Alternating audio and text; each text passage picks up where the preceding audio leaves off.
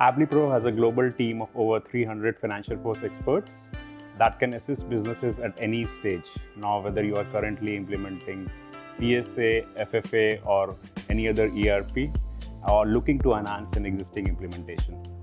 We promote a unique user adoption methodology during implementation that drives revenue, operational efficiencies, and visibility. Our agile implementation approach ensures user adaptation to evolving business requirements. Now, following implementation, AblyPro aims to be a part of your extended team to maintain, enhance, and support your existing Salesforce and FinancialForce environment. We provide managed services to numerous global clients and drive innovation to the FinancialForce instances with new reports and dashboards, data visualization tools, data cleansing, integration with other solutions, and continuous user training.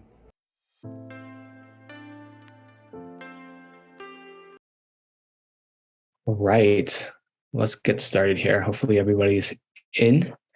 Just want to say good evening and good morning from wherever you guys are. Thank you for attending our session today regarding FinancialForce spend management. My name is Jason Liu. I'm a FinancialForce consultant here at AblyPro, and I have over 7 years experience with implementing ERP, and also specialize in the course FinancialForce, but also have experience within the construction industry as well. Okay, so just a quick note here that if you have any questions at all, please do enter them in the chat box, and then we'll be taking those up at the end of our session. Also, if you would like a copy of the slide, we will send that to whoever's attending the session today. Okay. All right, let's begin, shall we? Today's agenda, we'll be going over some of the vendor accounts and how we will be setting them up and validating them. Also, how product groups can improve decision-making within the FinancialForce module, and how Item Master can create, track, and manage data. A question I get here a lot regarding product groups and items is, what is the difference between the two? My example for this one would be, think about product group as the umbrella and the items that goes under that umbrella.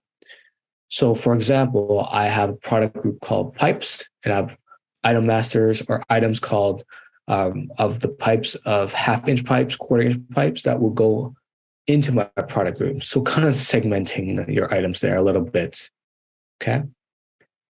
Next, we have supplier catalog. This is great if you're buying in bulk and you get a discount.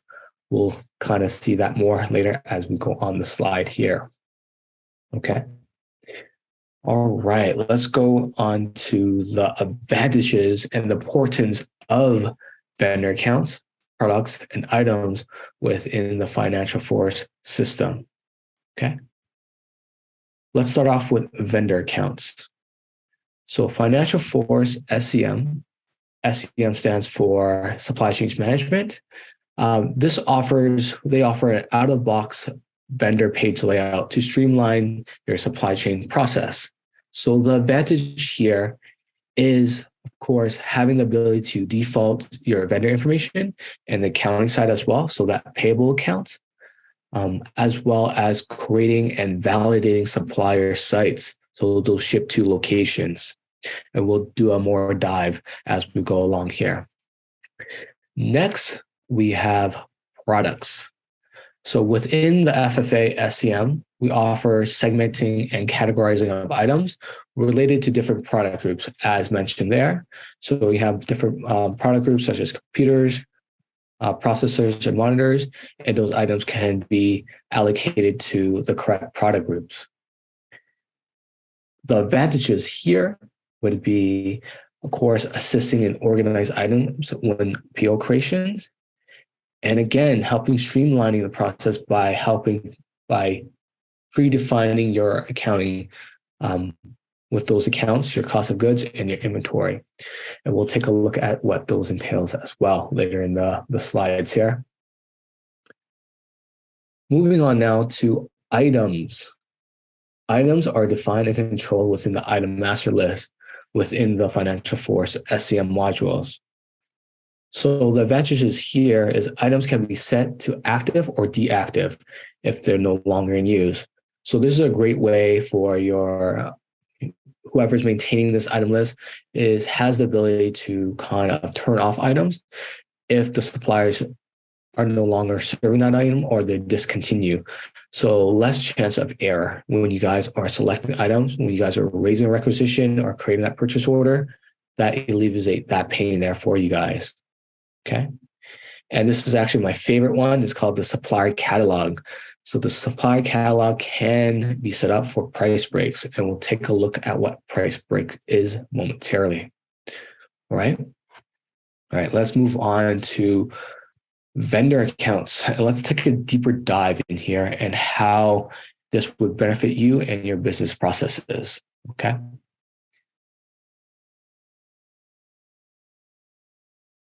All right. So as mentioned earlier, we're able to define accounting information on the page layout, such as the expense count and most importantly, the accounts payable. This will help save time and avoiding potential errors. So on the accounting side, it's taken care of, and whoever's your project managers or whoever's raising that requisition doesn't have to think too much of how this is going to affect accounting. That's already in play at the account level here, as you can see. So this is maintained as you set up your account, and we have segments in what type of account this is, vendor. So that is that information there for you guys. So let's move on now to supplier sites. I think this is the most useful aspect of in the account level where we're setting up and validating the supplier sites. So streamlining the requisition and purchase order creation by validating if the supplier is active within the company. So again, leaving room for no errors. So if this supplier or this vendor is active, then they're able to raise a purchase order. So only active vendors here. So you see how it's highlighted in the checkbox regarding the active. So that means this vendor is active, and we can select this vendor when we're raising a requisition or a purchase order creation. Okay.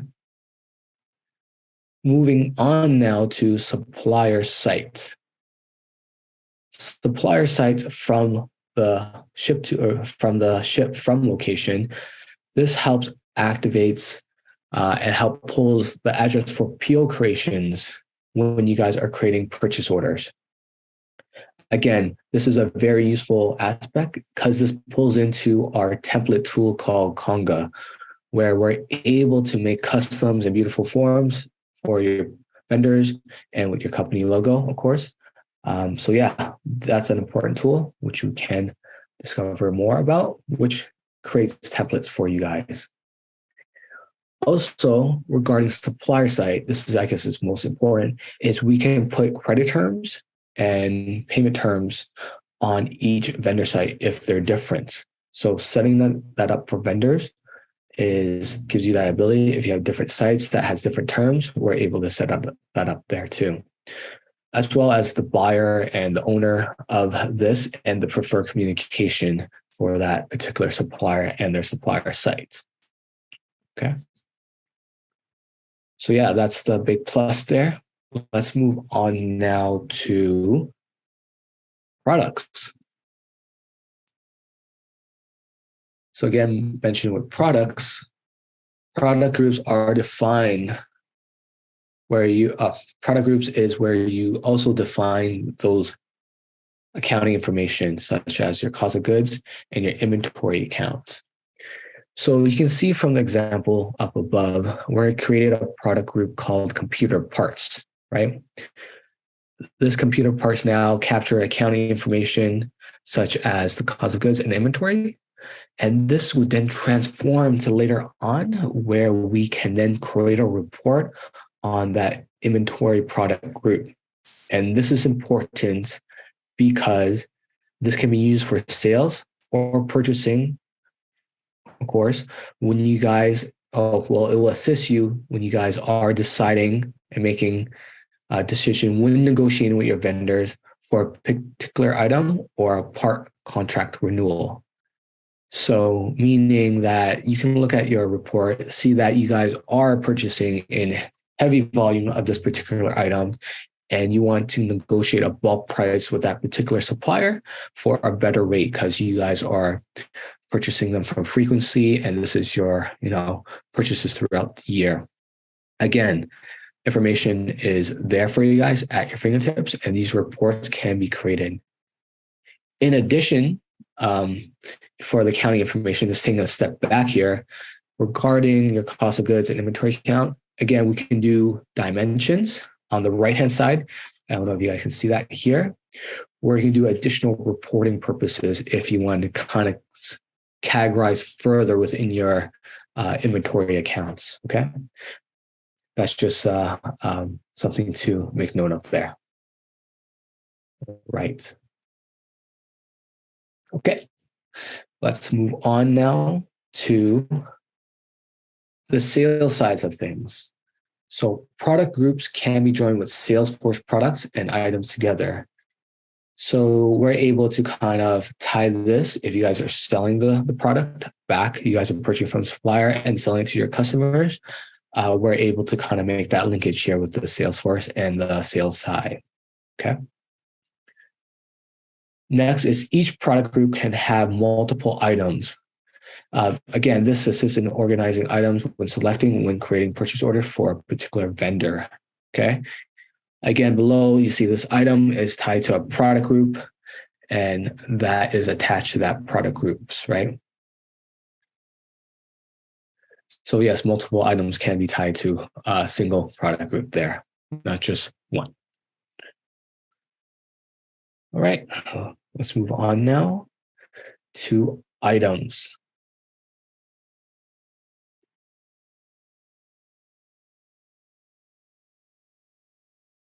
So item master, these are the items are predefined within item master. Let's start off with the first one, lead times. So lead times is important to understand when will this inventory arrive. So we have a field there that's able to enter lead time, so you know exactly how long this inventory will ship out or how long it would take, 2 to 3 days, 1 to 2 weeks, however so. Next, we have inspections. So inspection requirements is something you do upon receipt of the item. So if you're checking for the condition or the quantity, whatever your requirements are, we do have a requirement section there within the item master. Another thing I need to mention here is something called Experience Cloud, where we can create a custom portal that gives your clients or your customer, if you're purchasing from a vendor and then having that inventory in stock, you can then present your stock levels through the portal to see lead times and if the inventory is in stock for your customers. So that's, again, something neat that we can do within the FinancialForce SCM module here. So let's move on to point number 3 now, box dimension. Set up box dimension for a shipping item, pretty straightforward here. We're able to enter the dimension of the box that your vendor ships from. If you guys need that dimension there, we have a placeholder within the item master. And number 4, serialized inventory. Again, serialized inventory gives you the ability to serialize your inventory. If you guys do need to keep track of those, we have that capability, okay? And number 4, replenish requirements. This enables item reordering with parameters such as min and max value. So we'll take a look on how that works as well within the item master. Okay. Now let's look at the next slide where we can see on how this is presented at the page layout. Okay. The reason why this layout is important to kind of see is that you have so much information right there within the item master that we can keep track of. So it's not your typical item number, item description, units of stocks, and that's it. So we have the ability to house more information as needed for this item. Okay. So let's walk through some of the sections here. I'm going to point one that's our most important and that are most relevant. So please do excuse me here. Of course, we have your basic structure of item number, item description, and of course, item type. That's something we can get into. So that's something you need up. Also, if it's a kit item, so meaning are there multiple items combined to make this item? Okay. Is it tangible? There's expiry date on this item. We have that capability if it's tangible or not. Lot control, serial control, inbound, outbound, serial number, life limited control, as mentioned. And of course, the product group this item is associated with. I'm looking at this side here, right? And last but not least, the item description, what we're describing this item as. Okay. Next, as you can see, from our previous slides, what we have mentioned in terms of replenish requirements, quality and safety, and logistic informations, right? So let's expand each of them, and we're going to move on to this tab here, where we can see that the replenish requirements for this item, if you don't allow certain stock to drop below certain minimums, we can then create a control reorder point here. Okay. Next is the quality and safety parameters, where again, does inspection requires? What does that look like? And again, this is another deep dive if you want to get specific to your requirements. Okay. And last but not least is the box dimension, as mentioned, box length, width, and height, and shipping volume here. And also we have room for item per box. Again, these are out-of-the-box functionalities that is capable and accessible right to you. Okay, let's move on to the next slide. And let's do some fun facts here. So fun fact about the item master is within the item master page, there is this button that displays inventory levels for that. And it displays inventory levels for that inventory. So this available for inventory here is a great button, and I have a lot of clients that does use it that gives them the insight they need of how much they have in stock. And linking this back to that experience cloud where you can create a portal so you don't have customer calling you up saying, hey, do you have this item? What's the lead time and whatnot? We have that capability to display inventory for your customer so they have quick and easy access to information and make that decision right away. And it doesn't lag behind on the creation of a sales order to a purchase order. Okay. So it just helps streamlining your process again. And yes, we do have another reorder point criteria where we're able to reorder point a min and max. It's very similar to the replenish. But again, we'll take a deeper dive in terms of what you guys need in this section here to have. Okay, either which one will work for you. All right, let's move on now to the supplier catalog. I think this is one of the most beneficial sections within the item master. So let's go over what is a supplier catalog item. Supplier catalog items allow users to link multiple items to their selected supplier. So meaning I'm selling this LG computer monitor and I have, say, vendor A, B, and C, right? They all have different various points. I can enter one item master for each of them and then enter the supplier catalog and enter their list price. So A is at 45, B is at 65, and C is at $50. Let's say vendor A has none in stock. I can move on to the next vendor and select it, and it will be able to show if they and pull their list price from there. Again, we have to select the correct supplier, but yes, we have that list price available for you. In addition to that we have something called price breaks. Okay. So price breaks can be set on individual items for that that vendor. For example, if you're buying in bulk in a certain amount, so for example, the list price here is $100, but if I order, say, about 100 of this item, I get a discounted price, which is at $50 USD a piece, if I'm ordering 100 quantity or more. Okay, that's great there. Also, we have a valid until date.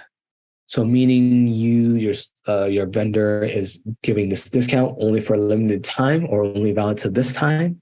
Unless that contract, you can enter that valid to, and it would take that valid to and will stop at that date and not post anything after until you guys renew your contract at that rate or at a better rate mentioned earlier. Okay. So that really concludes my session and my webinar on SCM here, just the brief. Do we have any questions so far? Let's look at the chat box here.